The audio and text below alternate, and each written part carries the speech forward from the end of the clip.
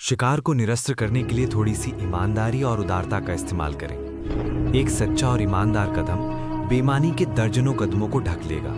संदेह करने वाले लोगों के रक्षा कवच आपकी ईमानदारी और उदारता के कामों से शिथिल हो जाते हैं। जब आपकी थोड़ी सी ईमानदारी उनके कवच में छेद कर दे, तो इसके बाद आप उन्हें इच्छानुसार धोखा दे सकते हैं और उनसे मतलब निकाल सकते हैं। सही समय पर दिया गया उपहार यानी ट्रोजन हॉर्स भी इसी उद्देश्य को पूरा करता है। जिन लोगों को आप धोखा देना चाहते हैं, उनका धोखा देने का मूल मंत्र है ध्यान भटकाना। जिन ध्यान भटकाने से आपको धोखा देने का समय और मौका मिल जाता है। दयालुता, उदारता या ईमानदारी के काम से लोगों का ध्यान सबसे अच्छी तरह से भटकाया जा सकता है, क्योंकि इससे उनकी शंका खत्म हो जाती है। इससे वे बच्चे बन जाते हैं और हर तरह की प्रेमपूर्ण मुद्दे को स्वीकार करने के उत्सुक रहते हैं। प्राचीन चीन में इसे लेने से पहले देना कहा जाता था। पहले देने से सामने वाले का ध्यान इस बात पर नहीं जाता था कि आप उससे लेने वाले हैं। इस तरकीब के अनंत व्यावहारिक प्रयोग हैं। किसी से खुलेआम कुछ लेना खतरनाक है, शक्तिशाली लोगों के लिए भी। शिकार प्रतिशोध की योजना बनाएगा। जरूरत की चीज मांगना भी खतरनाक है, भले ही आप कितनी ही विनम्रता से मांगें। जब तक सामने वाले व्यक्ति को अपना फायदा नहीं दिखेगा, तब तक वो आपकी जरूरत पर ध्यान नहीं देगा। हो सकता है वो इससे चिढ़ भी जाए। लेने से पहले देना सीखें, इससे जमीन नर्म हो जाती है।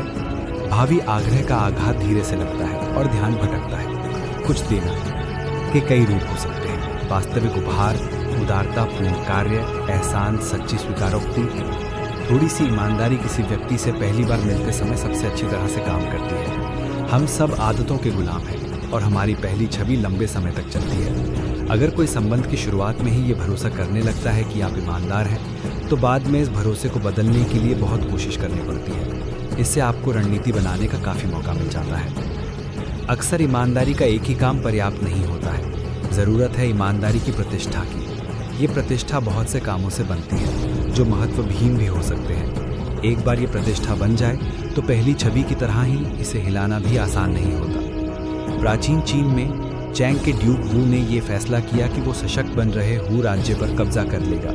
उसने अपनी योजना किसी को नहीं बताई और हू के राजा से अपनी पुत्री की शादी कर दी। फिर उसने एक सभा बुलाई और अपने मंत्रियों से पूछा, मैं किसी देश पर आक्रमण करने के बारे में सोच रहा हूँ, हमें किस देश पर हमला करना चाहिए? जैसी उसे उम्मीद थी, एक मंत्री ने जवाब दिया, हमें हू राज्य पर हमला करना चाहिए।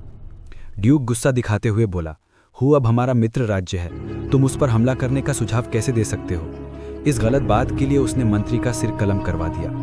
हू के राजा ने इस बारे में सुना। उसने सोचा कि उसके पास वू की ईमानदारी के बहुत से सबूत भी तो हैं। इसके अलावा वह ने उसके साथ अपनी पुत्री की शादी भी की है, इसलिए उसने वू से खुद को बचाने के लिए कोई सावधानी नहीं बरती। कुछ हफ्तों बाद वह की सेनाएं हू राज्य में घुस गईं और उन्होंने पूरे देश पर कब्जा कर लिया।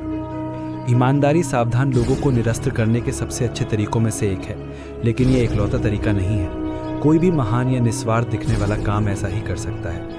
शायद इस तरह का सबसे अच्छा काम उदारता दिखाना है। बहुत कम लोगों को उपहार नापसंद होता है, भले ही वो उनके सबसे पक्के दुश्मन ने दिया हो।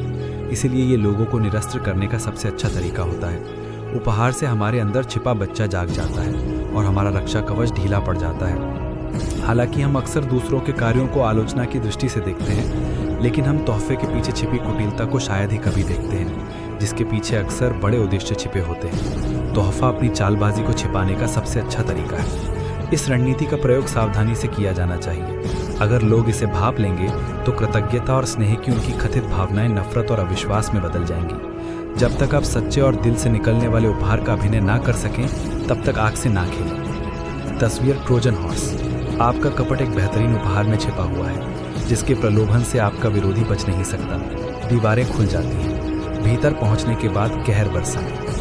विशेषज्ञ की राय, जब चीन के ड्यूक वेन यू पर आक्रमण करने वाले थे, तो उन्होंने उसे घोड़ों की टीम उपहार में दी थी। जब अर्ल ची चाओ पर आक्रमण करने वाला था, तो उन्होंने उन्हें विशाल रथ उपहार में दिए थे। इसीलिए कहा जाता है कि कुछ लेने से पहले आपको देना चाहिए। यह लिखा है हान फे तज ने, चीनी दार्शनिक 3री सदी से।